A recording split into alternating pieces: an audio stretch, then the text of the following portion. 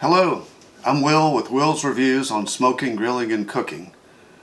If you've been to this channel before, welcome back. If this is your first time, welcome aboard. Today I want to share with you a recipe that turns ground venison into Salisbury steak. I do a lot of recipes. This is probably my favorite recipe over the whole pandemic year, if you will. So this one is really good. So I hope you'll stick with us while I walk you through the steps, and I'll put the whole recipe in the description below. As I told you, we eat about 3 deer a year here, so we have a lot of ground venison. We do spaghetti, meatloaf, tacos, and then I found this one about a year ago, and it's just been a game changer. So stick with me. I'll show you all the steps. The original recipe came from nevadafoodies.com, and I've added mushrooms and red wine. But let's go to the kitchen, take the next step, and I'll show you how to do it. Okay, I've combined my venison with the breadcrumbs, the shredded cheese, parsley, garlic powder, salt, and Worcestershire sauce to make these patties. I don't have any fat added to my venison, which is why normally they don't make good burgers.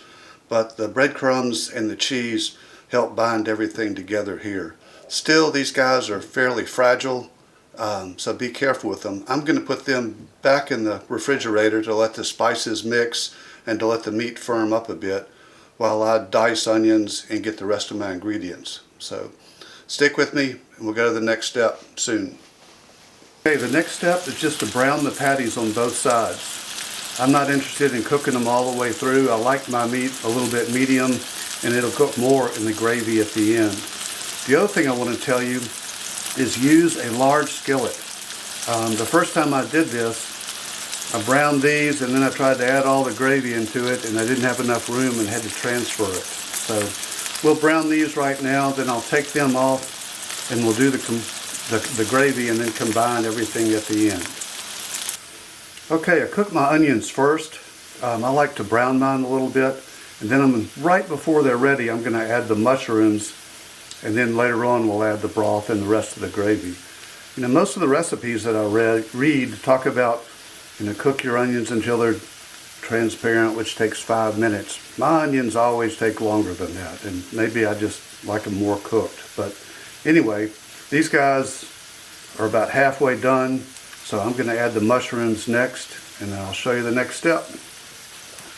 Okay, my mushrooms and onions are about ready, and the next step is to put in a couple of tablespoons of flour just to thicken things up, and then I'm going to add my beef broth and red wine, some more Worcestershire sauce, that kind of thing. So I'll show you the next step.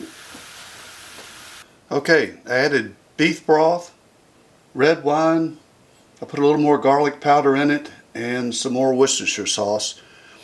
And I'm just going to reduce this down just to let it thicken up a little bit before I put the meat back in. Okay, I've added the meat back in, and I'm going to cook it about 5 or 6 more minutes. I reduced the heat, but it doesn't take long at all. So this is an amazing recipe, so I really hope that you'll try it. It's easy, and it's a nice addition to everything else you've been doing with ground venison over the years.